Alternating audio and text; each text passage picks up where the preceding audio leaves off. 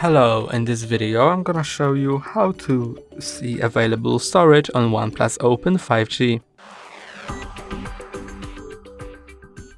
First, go to settings. Here.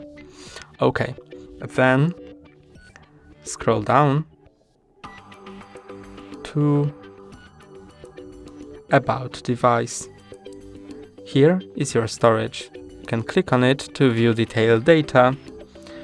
My storage in total is 512 and my used storage is 32.7 gigabytes.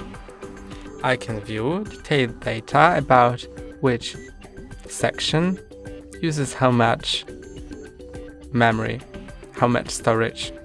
System uses 21.9 gigabytes, other data almost 5 gigabytes, apps use 5.7, and images almost 4 megabytes.